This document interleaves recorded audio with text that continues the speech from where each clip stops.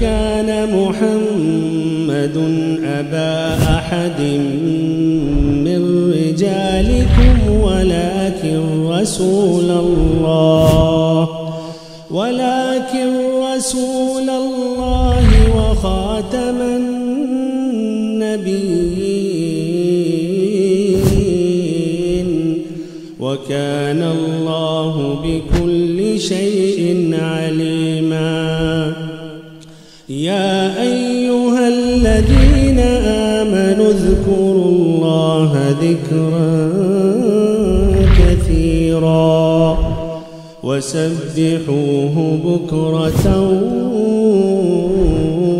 وأصيلا. هو الذي يصلي عليكم وملائكته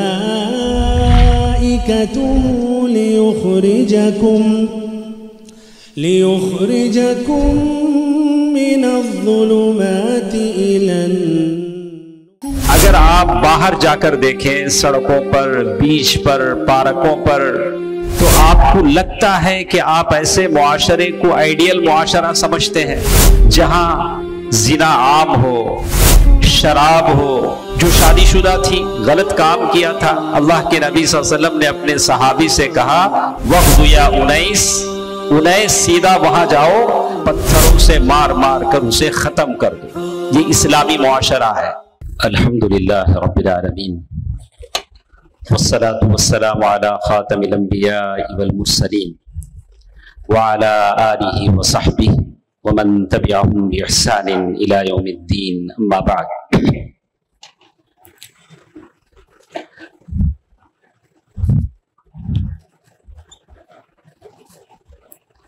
اعوذ باللہ من الشیطان الرجیم. بسم اللہ الرحمن الرحیم. یا ایہا الناس اتقوا ربکم الذی خلقکم من نفس واحدہ وخلق منها زوجها وبث منهما رجالا كثيرا ونساء واتقوا الله الذي تساءلون به والأرحام إن الله كان عليكم رقيبا.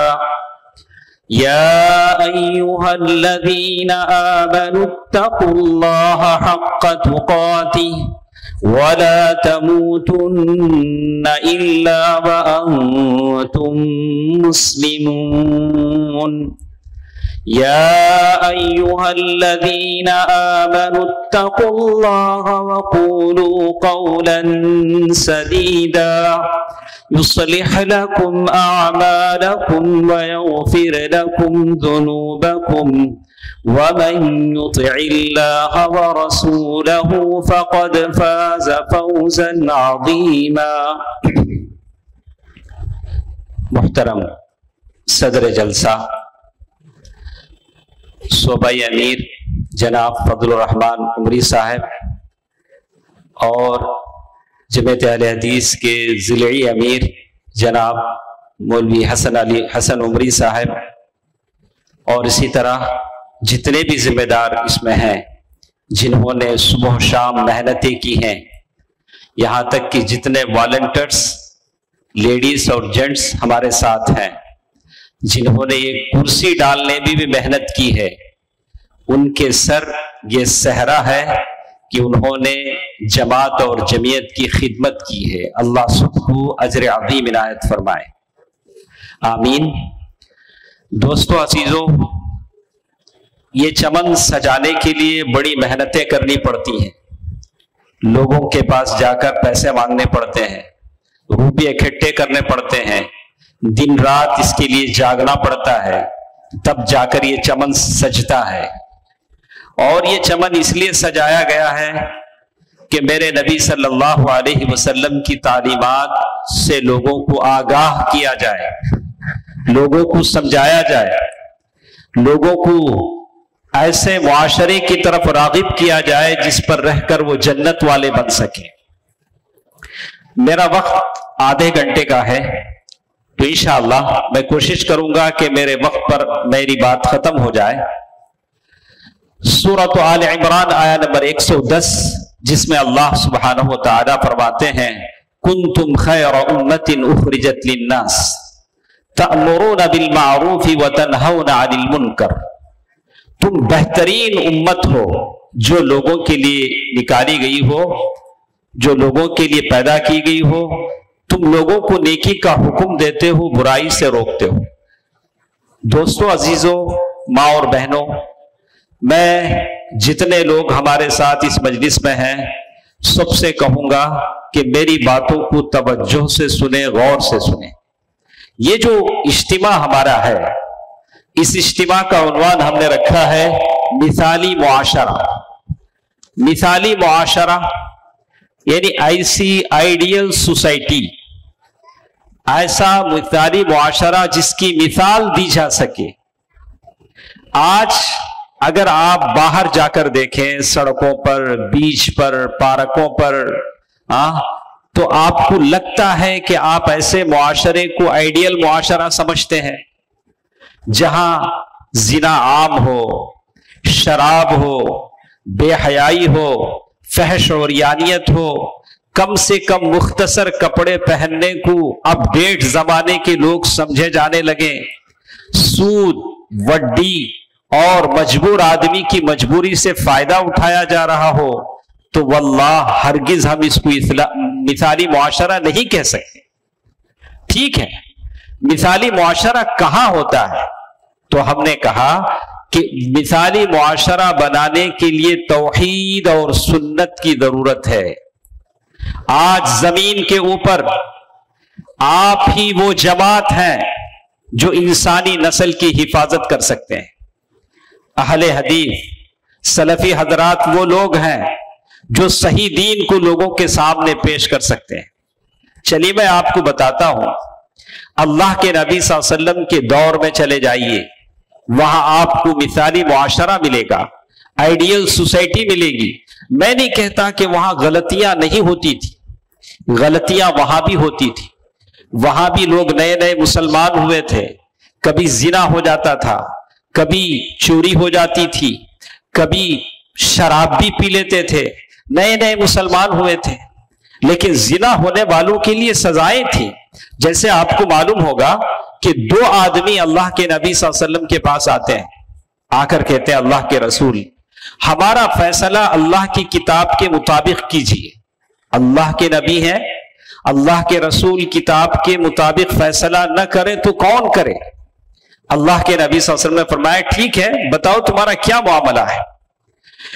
تو پہلی بات یہ معلوم ہوتی ہے کہ آپ کی زندگی کے جو بھی جھگڑے ہوں وہ مسجد میں حل ہوں، علماء کرام کے پاس بیٹھ کر حل کر لیں۔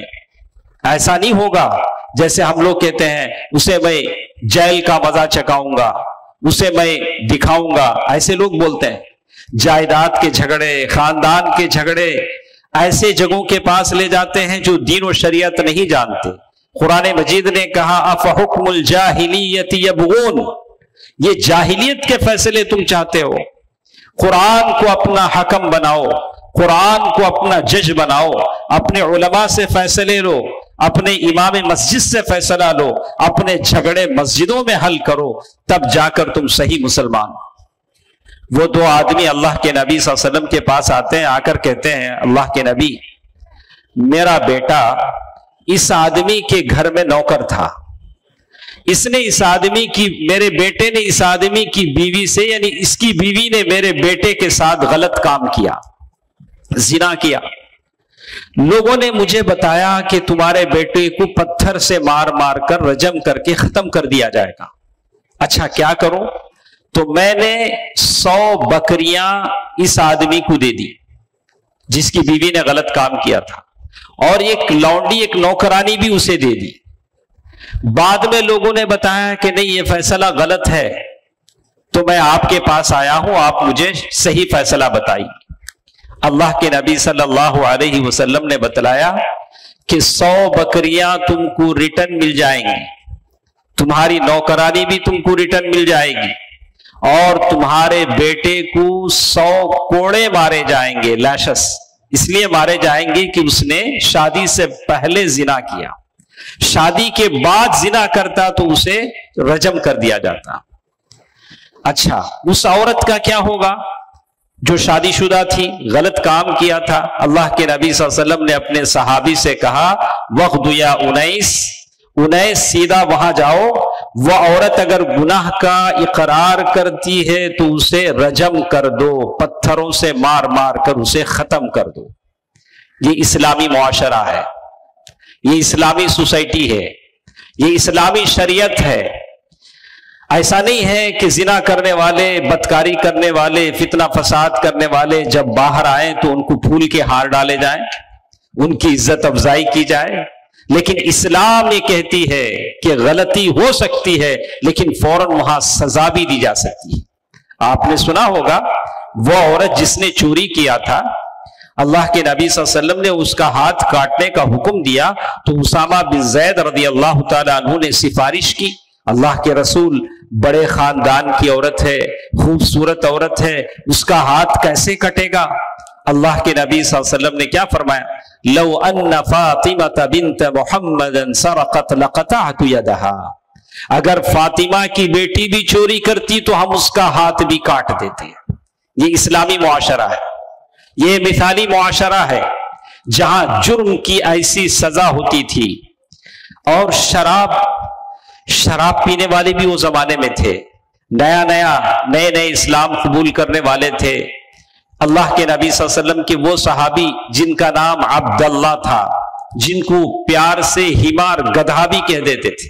گدھا کوئی عیب والی بات نہیں تھی, اور باری ڈیڑھ ڈھول والے آدمی تھے. شراب پی کر بار بار لائے جاتے, بار بار سزا دی جاتی. لیکن وہی صحابہ تھے جب حرمت نازل ہوئی تو شراب مدینے کی گلیوں میں پانی کی طرح بہنے لگی. صحابہ نے شراب بہا دی. شراب ایسی چیز جس کو قرآن نے بتدریج حرام کیا, کہا کہ ایسی چیز ہے, اس کی برائیاں مفاسد بتائی گئی اور اس کو کلی طور سے حرام کر دیا گیا. لیکن نئے مسلمان تھے, بار بار سزا ہوتی تھی. تو کسی صحابی نے کہہ دیا کہ اللہ کی لعنت ہو, کتنی مرتبہ شراب پیتے ہیں, کتنی مرتبہ سزا ہوتی ہے. اللہ کے نبی صلی اللہ علیہ وسلم فرمایا لا تلعنوا, میری صحابی پر لعنت مت کرو. یحب اللہ ورسولہ, اللہ اور اس کے رسول سے محبت کرتا ہے. دوستو عزیزو, ماں اور بہنوں, آپ سے بتانے کا مقصد یہ ہے کہ ہم ایک ایسے معاشرے کی تیاری کریں جو مثالی معاشرہ تھا. ہمارے اللہ کے نبی صلی اللہ علیہ وسلم کی زبانی یہ بات بتائی گئی تھی کہ وہ خیر القرون ہے, بہترین زمانہ ہے. ایسا زمانہ جہاں صحابہ قرآن پڑھتے تو اللہ کے فرشتے اتر پڑتے. ایسا کبھی آپ نے دیکھا؟ یہ اسلامی معاشرہ ہے, یہ ایسا مثالی معاشرہ ہے, یہ توحید پر چلنے والا معاشرہ ہے, سنت کی پیروی کرنے والا معاشرہ ہے. وہ صحابیہ جن کو پہننے کے لیے کپڑے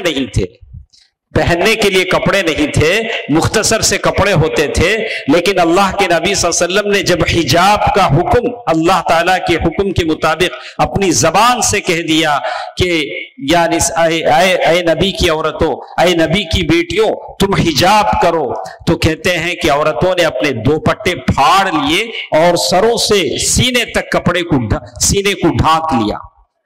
اور رات میں حجاب کا حکم نازل ہوا, اور صبح فجر میں جب عورتیں آئیں تو صبح کے صبح حجاب میں تھی. یہ اس زمانے کی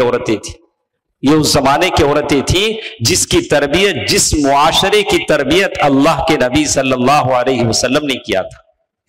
وہ اسلامی معاشرہ جہاں فرشتے ان کی میتوں کو غسل دیتے تھے, غسیل الملائکہ بھی وہاں موجود تھے. وہ اسلامی معاشرہ جن کے جنازے فرشتے اٹھاتے تھے. سبحان اللہ, سبحان اللہ, کیسا اسلامی معاشرہ ہوگا, کیسے ان کے اندر انسانی جذبات اور ہمدردی تھے, کیسے ایک دوسرے کے لیے اپنی جان و مال کی قربانی دیتے تھے. میں سارے لوگوں سے کہوں گا کہ ہم ایک اچھی جماعت اور جمعیت سے متعلق ہیں.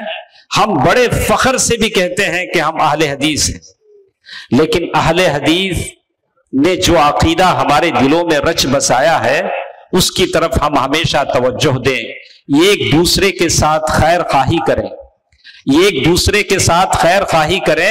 اللہ کے نبی صلی اللہ علیہ وسلم نے انصار اور مہاجرین میں جو مواخات کرائی، بھائی چارگی کرائی، بردرہڈ کرایا، تو اللہ کے نبی صلی اللہ علیہ وسلم کہ وہ صحابہ تھے، ایک ایک انصاری مہاجر کے سامنے آتے کہتے کہ دیکھو یہ میرے 2 گھر ہیں، جو گھر چاہے تم لے لو، میرے 2 باغیچے ہیں، ایک باغیچہ تم لے لو۔ ایسی قربانی آپ دے سکتے ہیں اپنے بھائیوں کے لیے جو آپ کے ساتھ کاروبار کرتے ہیں، تجارت کرتے ہیں، کاروبار میں، تجارت میں، دھندے میں آپ ایسی قربانیاں دے سکتے ہیں؟ ایسے جذبہ ایثار کی قربانی آپ کے اندر موجود ہے؟ اگر موجود ہے تو آپ کا رشتہ ان سے جڑتا ہے۔ اگر ہمارے اندر حسد ہے، لالچ ہے، انا پرستی ہے، اور ہمیشہ ہم شہرت چاہتے ہیں، ہمیشہ ہم اپنی بڑائی چاہتے ہیں، تو ہمیں ہرگز یہ حق نہیں بنتا کہ ہم دعویٰ کریں کہ ہمارا تعلق اس صحابہ کرام کی جماعت سے ہے۔ صحابہ کرام کی وہ جماعت جو کسی سے قرضہ بھی لیتے تھے، کسی کو قرضہ دیتے تھے، تو حدیث میں آتا ہے کہ ایک صحابی نے ایک صحابی سے قرضہ لیا، بار بار آتے، وہ صاحب گھر میں چھپ جاتے، ایک مرتبہ گھر میں پکڑ ہی لیا اور ان سے پوچھا کہ آپ مجھ سے چھپ کیوں جاتے ہیں؟ بولا کہ مجھے قرضہ ادا کرنے کے لیے میرے پاس پیسہ نہیں۔ تو انہوں نے اللہ کے نبی صلی اللہ علیہ وسلم کی ایک حدیث سنائی کہ اگر کوئی آدمی کسی کو قرضہ معاف کر دیتا ہے تو اسے صدقہ اور اجر کا ثواب ملتا ہے، بڑی ثواب اور اجر کی بات سنائی۔ تو صحابی نے کہا کہ آئندہ میں کبھی تم سے اس قرضے کی ادائیگی کی مانگ نہیں کروں گا۔ کتنے صحابہ ایسے تھے جنہوں نے مال کی قربانیاں دی، اپنے بہت ساری چیزوں کی قربانیاں دی۔ بہرکیف باتیں بہت زیادہ ہیں، ہمارے پاس اتنا وقت بھی نہیں ہے، کچھ مثالیں میں آپ کے سامنے بیان کرنا چاہتا تھا۔ تو بات دراصل یہ ہے کہ یہ جو مثالی معاشرہ ہے، آج اس بگڑے ہوئے حالات کو اگر بنانے کی کسی میں طاقت ہے، حوصلہ ہے، تو وہ آپ میں ہے، آپ نوجوانوں میں ہیں۔ میں نہیں کہتا کہ آپ بالکل ویسے ہو جائیں جیسے صحابہ کرام تھے، یہ تو ہو ہی نہیں سکتا، یہ تو ہو ہی نہیں سکتا، لیکن ہم صحابہ کی اسوہ کو اپنا سکتے ہیں۔ فَبِهُدَاهُ مُقْتَدِي، صحابہ کے نقش قدم پر چلو۔ اللہ کے نبی صلی اللہ علیہ وسلم نے یہی بات فرمائی، اللہ کی کتاب کے بعد، نبی کی سنت کے بعد، اللہ کے نبی صلی اللہ علیہ وسلم کے جو صحابہ ہیں ان کے نقش قدم پر چلو، اسے اپنانے کی کوشش کرو۔ ہر چیز میں ان کے نمونے موجود ہیں، اپنے بچوں کی تربیت میں، اپنی بیویوں کے ساتھ سلوک میں، اور اپنے معاملات میں، اپنے لوگوں کے ساتھ دوستی اور دشمنی میں، ہر چیز میں اللہ کے نبی صلی اللہ علیہ وسلم کی مثالیں ہمارے ساتھ موجود ہیں۔ جہاں تک صدقہ و خیرات کی بات ہے، ہم لوگ ایسے دولت والے ہیں، کچھ بھی کرنا چاہتے ہیں تو سوچتے ہیں کہ زکوٰۃ سے دے دیں گے۔ اللہ کے نبی صلی اللہ علیہ وسلم کے صحابہ کو دیکھیے، جہاں تک زکوٰۃ کا معاملہ ہے وہ آپ کے میل کا میل ہے، آپ کے مال کا میل ہے، اسے تو آپ کو دینا ہی ہے۔ میرے مال کا میل، آپ کے مال کا میل زکوٰۃ ہے۔ اس کے علاوہ صحابہ کرام رضوان اللہ علیہم اجمعین صدقات دیتے تھے، اپنے باغیچوں میں صدقہ دیتے تھے، اپنے گھوڑوں میں، اپنے اونٹوں میں، کتنے صدقات ان کی زندگیوں سے ہم ملتے ہیں۔ ہم کہتے ہیں غریب صحابہ تھے لیکن ان کی زندگی صدقہ و خیرات سے بھری پڑی تھی۔ آپ اور ہم اللہ کے راہ میں کتنا خرچ کرتے ہیں، کتنی مرتبہ آپ سے بھیک مانگنی پڑتی ہے، جماعت اور جمعیت کی، مدارس کی، مسجدوں کی۔ اپنے اندر وہ نمونہ پیش کریں جو صحابہ کرام نے اپنایا تھا۔ اللہ کے نبی صلی اللہ علیہ وسلم فرمایا کہ اللہ تعالیٰ تمہارے صدقہ و خیرات کو ویسے بڑا کرتا ہے جیسے ایک آدمی اپنے اونٹ کے بچے کو، گھوڑے کے بچے کو بڑا کرتا ہے۔ دوستو، عزیزو، ماں اور بہنوں، جہاں تک مردوں کی بات تھی، مردوں میں یہی باتیں تھیں، لیکن جب صحابہ کرام کی باتیں ہم دیکھتے ہیں تو کچھ مثالیں میں صحابہ کرام کی زندگی کی آپ کو سنا دیتا ہوں۔ اللہ کے نبی صلی اللہ علیہ وسلم کے صحابہ میں سے کچھ صحابہ ایسے ہیں جن کے پاس اللہ کے نبی صلی اللہ علیہ وسلم آ کر کہتے ہیں کہ اللہ نے تمہارا نام لے کر کہا ہے کہ میں تم کو قرآن سناؤں. دیکھا آپ نے، اللہ کے نبی ایک صحابی کے پاس آ کر کہہ رہے ہیں کہ اللہ تعالیٰ نے تمہارا نام لے کر کہا ہے کہ میں تم کو قرآن سناؤں. شاید اس کے بعد دنیا میں کسی کو یہ مقام و منصب ملا ہو. صحابی رسول کہتے ہیں اللہ سمانی لک، اللہ نے میرا نام لیا ہے. ابی بن کعب رضی اللہ عنہ قاری القرآن کہتے ہیں کہ اللہ نے تمہارا نام لے کر کہا. صحابی ہیں، زمین پر ہیں، لیکن ساتوں آسمان پر اللہ ان کا نام لے کر کہہ رہا ہے کہ اے نبی ان کے سامنے آپ قرآن پڑھیے. صاحب قرآن سے کہا جا رہا ہے کہ وہ قرآن کی تلاوت کریں. دوستو عزیزو، اپنے ان معصوم بچوں کو وہ قرآن پڑھاؤ، وہ شرف عطا ہوگا، وہ منزلت عطا ہوگی. ہم لاکھوں روپے، کروڑوں روپے اپنے بیجا شادیوں کی رسومات پر خرچ کرتے ہیں، فضول خرچیاں کرتے ہیں. اپنے مدارس پر خرچ کرو. ابی بن کعب کو جو مقام، رضی اللہ عنہ کو جو مقام عطا ہوا، وہ مقام ویسا مرتبہ بچوں کو عطا ہوگا جو بچے قرآن مجید حفظ کریں گے. ایسے مدارس پر اپنا پیسہ خرچ کرو. دیکھو اللہ کے نبی صلی اللہ علیہ وسلم کے اس دور میں ایسا بھی مثالی معاشرہ ہے جو توحید اور سنت پر چلنے والا ہے. مرد تو مرد، عورتوں کے لیے اللہ کا سلام آ رہا ہے، عورتوں کے لیے اللہ کا سلام آ رہا ہے. کبھی عورتوں کے لیے جبریل امین اور اللہ دونوں کا سلام آ رہا ہے. وہ کون سی عورتیں ہیں؟ ام المؤمنین خدیجہ رضی اللہ تعالیٰ عنہ ہیں. جبریل امین کہہ رہے ہیں کہ محمد صلی اللہ علیہ وسلم دیکھو خدیجہ آ رہی ہیں، ان کے ہاتھ میں توشہ ہے، جب وہ آ جائیں تو ان کو میرا اور ان کے رب کا سلام کہنا اور ان کو بتا دینا کہ جنت میں ان کے لیے گھر کی خوشخبری اللہ نے رکھی ہے. جبریل امین اور رب کا سلام ملا ہے ام المؤمنین خدیجہ کا رضی اللہ عنہ. صرف جبریل امین کا سلام ملا ہے ان کی بیٹی عائشہ رضی اللہ تعالی عنہ. اللہ کے نبی صلی اللہ علیہ وسلم کہتے ہیں اے عائشہ جبریل تمہیں سلام کہتے ہیں. یہ اس معاشرے کی عورتیں تھیں، یہ اس معاشرے کی عورتیں تھیں. ان کے شرم و حیا، ان کی اس کا کیا کہنا، ان کی عفتوں کا کیا کہنا کہ فرشتے اور رب بھی ان کو سلام کہتے ہیں. مثالی معاشرے کی بات اگر آپ کہتے ہیں تو سنیے، ایسا معاشرہ جن کی وفات پر اللہ کا عرش ہل جائے. سعد بن معاذ رضی اللہ عنہ جن کے جنازے کو فرشتے اٹھاتے ہیں، اللہ کا عرش ہل جاتا ہے. اس اسلامی معاشرے میں، مثالی معاشرے میں ایسے لوگ بھی ہیں جن کو، ایسے آدمی بھی ہیں جن کے لیے نبی کہہ رہے ہیں فدا کا ابی و امی، میرے ماں باپ آپ پر فدا ہو. اللہ کے نبی کہہ رہے ہیں، اللہ کے نبی کہہ رہے ہیں کہ میرے ماں باپ آپ پر فدا ہو. یہ سعد بن ابی وقاص رضی اللہ عنہ ہیں جن کو اللہ کے نبی کہہ رہے ہیں میرے ماں باپ آپ پر فدا ہو. کبھی یہی بات زبیر بن عوام رضی اللہ تعالیٰ عنہ کو بھی کہی. یہی وہ مثالی معاشرہ ہے جس میں اللہ کے نبی صلی اللہ علیہ وسلم نے کہا کہ ہر امت میں ایک بھید چھپانے والے ہوتے ہیں، اور حذیفہ بن یمان ہے سر صاحب رسول اللہ صلی اللہ علیہ وسلم. دوستو عزیزو، ماں اور بہنوں، میں تمام سے کہتا ہوں، آخر میں میری بات ختم کرتے ہوئے میرے پاس اور ایک 5 منٹ کا ٹائم ہوگا میرے حساب سے. نہیں 5 منٹ تو میرا ٹائم ہے، تو مانگ نہیں رہا ہوں میں، میرا ٹائم ہے تو مجھے معلوم ہے. تو اس 5 منٹ میں آپ کو بتاتا ہوں کیوں ہم لوگ توحید کی بات کرتے ہیں. ہمیشہ توحید کی بات کرتے ہیں تاکہ ایسا معاشرہ وجود میں آئے.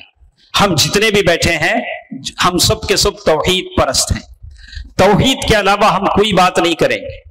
ہم جب تک زندہ ہیں اس توحید پر قائم و دائم رہیں گے. جب مریں گے بھی تو لا الہ الا اللہ پر مریں گے. یہی ہماری سب کی تمنا ہے. انبیاء نے اس کی دعا کی ہے.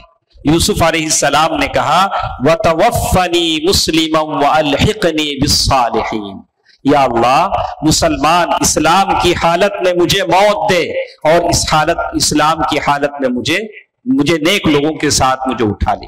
دوستو عزیزو، میں اس لیے کہتا ہوں، ہمیشہ میں اس بات پر زور دیتا ہوں کہ جو قومیں قرآن کی اور اصحاب قرآن کی تکریم کرتی ہیں، وہ پنپتی ہیں، وہ ترقی کرتی ہیں۔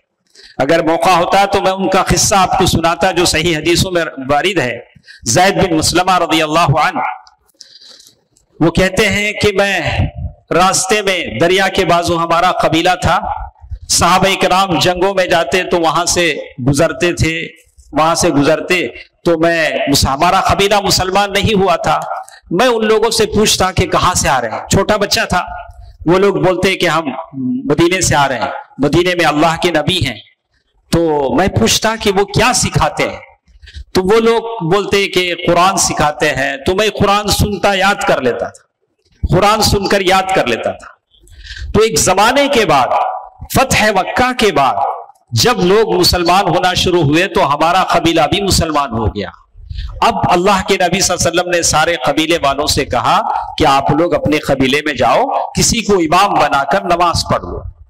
اب سارے قبیلے والوں نے ٹٹولا کہ کسے امام بنائیں گے، تو میں چھوٹا 6 سال 7 سال کا بچہ تھا، اور میں نے لوگوں سے سن سن کر قرآن یاد کر لیا تھا، مسلمان تو نہیں ہوا تھا لیکن قرآن کی صورتیں یاد تھی۔ تو لوگوں نے مجھے کہا کہ اچھا اسے امام بناتے ہیں۔ 6 سال یا 7 سال 7 سال کے بچہ امام تھے، اور امام بھی ایسے، وہ کہتے ہیں کہ میرے پاس کپڑے بھی نہیں تھے، ایک بڑی چادر تھی وہ اوپر سے ڈال لیتا تھا، اور جب میں سجدے میں جاتا نیچے کیا بھی نہیں رہتا تھا، پیچھے کھل جاتا تھا۔ تو اللہ کے نبی کے زمانے میں صفیں ایسی ہوتی تھی، پہلے مرد بعد میں عورتیں ٹھہرتی تھی، تو پیچھے سے ایک عورت نے مجھے سجدے میں دیکھ لیا، تو اس عورت نے کہا کہ ارے بھائی تمہارے امام کا شرمگاہ تو ہم سے چھپاؤ، دیکھو تمہارے امام کو پہننے کے لیے کپڑے بھی نہیں۔ تو پھر سارے لوگوں نے مل کر مجھے چادر سلائی، بڑی سی چادر۔ تو کہتے ہیں کہ مجھے اتنی خوشی زندگی میں ہوئی، اس چادر کو حاصل کر کے کبھی اتنی خوشی نہیں ہوئی۔ دیکھا آپ نے، یہ اکرام ہے، یہ تکریم ہے علماء کی اور اہل قرآن کی، اہل القرآن اہل اللہ وخاصت، قرآن والے اللہ تعالیٰ کے خاص بندے ہوتے ہیں۔ تو دوستو عزیزو، قرآن سارے کا سارا توحید پر مشتمل ہے، تو میں سارے اہل حدیث لوگوں سے کہتا ہوں کہ آپ قرآن یاد کریں۔ ایسے کیسے اہل حدیث ہوں گے جو اہل حدیث ہونے کا دعویٰ کرے قرآن یاد نہ ہو؟ ارے یہ تو عجیب بات ہے۔ آپ قرآن یاد کریں، قرآن کی آیتوں کو پڑھیں، سارا توحید سے بھرا ہے۔ اس لیے توحید میں بولتا ہوں کہ ہر مسجد میں کم از کم اصول ثلاثہ پڑھائی جائے، امام اصول ثلاثہ پڑھائیں، توحید کی کتابیں پڑھائیں۔ اسی توحید کی آبیاری کے لیے، توحید کے لیے ہمارے علماء نے جان و مال جائیدادیں قربان کی ہیں۔ اہل حدیث کی تاریخ لوگوں کو پڑھائی جائے تاکہ لوگوں کو معلوم ہو کہ اہل حدیث کون ہے، کیا ہے۔ بہت سارے لوگوں کو اہل حدیث کی تاریخ ایک جمعہ خاص کیا جائے کہ سارے ڈسٹرکٹ میں مساجد میں صرف اہل حدیث پر بیانات ہو۔ امامین شہیدین سید اسماعیل شہید سے اور سید احمد شہید سے لے کر ولایت بہت سارے جتنے اہل حدیث علماء ہیں ان کے اوپر بیانات ہوں تاکہ لوگ جانے جائیں۔ دوستو عزیزو، ہمیشہ ہم توحید پر بات کرتے ہیں، اس لیے کرتے ہیں کہ اسی توحید کے لیے اللہ تعالیٰ نے ہم کو پیدا کیا ہے۔ اس ساری کائنات توحید ہی کے لیے بسائی گئی ہے۔ وَمَا خَلَقْتُ الْجِنَّ وَالْإِنسَ إِلَّا لِيَعْبُدُونَ۔ اور سارے بچے توحید پر پیدا ہوتے ہیں، سارے بچے توحید پر پیدا ہوتے ہیں۔ فطرت اللہ التی فطر الناس علیہا۔ ہمیشہ زندگی میں یاد رکھیں، توحید کی کتابیں پڑھیں، لوگوں کو توحید سکھائیں، ایک اللہ کی بات لوگوں تک پہنچائیں، اور اسی توحید کا عہد اللہ تعالیٰ نے اوپر آسمانوں پر لیا۔ وَإِذَا أَخَذَ رَبُّكَ مِن بَنِي آدَمَ مِن ظُهُورِهِمْ۔ اللہ تعالیٰ نے ساروں کو آدم کی پیٹھ سے نکالا اور ساروں سے معاہدہ لیا۔ التوحید من اجلہ، صرف توحید کے لیے اللہ نے سارے رسول بھیجے، اور توحید ہی کے لیے اللہ تعالیٰ نے کتابیں نازل کی، اور توحید ہی کی طرف لوگوں کو ہم بلاتے ہیں۔ آخر میں اپنی بات ختم کرنے سے پہلے ایک بات میں سارے ہمارے احباب کو بولتا ہوں، اچھی طرح سن لیں۔ आज हम लोग बहुत सारे एक्टिविटीज करते हैं, नहीं गरीबों को किट देना, खाने का ये देना, या मेडिकल कैंप चलाना, या बहुत सारी चीजें हम करते हैं। अच्छी बात है, करना अच्छी बात है, लेकिन ये करने वाले और भी हैं, वो लोग करते हैं। जो काम लोग नहीं करते वो क्या नहीं करते? तौहीद की दावत नहीं पहुंचाते। ये काम करना आपकी मेरी जिम्मेदारी है। इसके अलावा जो एक्टिविटी हम करते हैं वो इसके सपोर्ट के लिए आप लोगों को मेडिकल कैंप चलाएं, साथ साथ तौहीद की दावत भी दें। लोगों को आप राशन किट दें, साथ साथ तौहीद की दावत भी दें। हमारे पास चेन्नई में बहुत सारे मसाजिद में ऐसा है कि बहुत सारे मसाजिद में इधर उधर जो प्रोग्राम्स होते हैं, प्रोग्राम में आने वालों का हम रिकॉर्ड रखते हैं। उसमें जो गरीब लोग हैं वो कितने प्रोग्राम में अटेंड हुए, रमजान में जो ज़कात की तकसीम होती है उसी हिसाब से हम देते हैं। जो लोग हमारे इज्तिमात में आते हैं, तौहीद सीखने के लिए आते हैं, उनकी सपोर्ट के लिए हम उनको देते हैं। तो हमेशा याद रखें, हमारा काम लोगों को तौहीद परस्त बनाना है, लोगों को तौहीद पर लाना है, मुत्तबे सुन्नत बनाना है। यही हमारी जिंदगी का मकसद है, यही हमारी इम्तियाजी खुसूसियत है, जिसकी बशारत अल्लाह के नबी सल्लल्लाहु अलैहि वसल्लम फरमाया, ला तज़ालु ताइफ़तुम मिन उम्मती ज़ाहिरीन अलल हक़, हक़ का ऐलान करते रहेगी ये जमात। और ये जमात का काम लोगों को दावा करना, तौहीद परस्त बनाना, एक अल्लाह ताला की तरफ बुलाना, जो अंबिया का काम है। और आप एतराज भी कर सकते हैं कि भाई बहुत सारे इश्यूज दुनिया में हैं, आप उस पर बोलें, क्यों इस पर ही बोलते हैं? अंबिया के जमाने में भी बहुत सारे इश्यूज थे। शुएब अलैहिस्सलाम के जमाने में नापतोल की कमी का ये था, लूत अलैहिस्सलाम के जमाने में, लेकिन अंबिया ने सबसे पहले जो दावत दी वो तौहीद ही की थी, बाद में दूसरी चीजें थी। तो मैं अपनी बात खत्म करते हुए मैं सारे अहबाब का शुक्रिया अदा करता हूं जो दूर दूर से आए हैं। सबसे मैं इल्तिमास करता हूं कि ये मौके बार बार नहीं आते, आप सब्र के साथ, सुकून के साथ बैठे रहें। और मैं यहाँ की जमीयत का भी शुक्रगुजार हूँ जिन्होंने बड़ी मेहनतों से इस प्रोग्राम का आगाज किया है। अल्लाह ताला आप सबको इसका बेहतरीन अजर इनायत फरमाए, आमीन। अस्सलामु अलैकुम व रहमतुल्लाहि व बरकातुहू।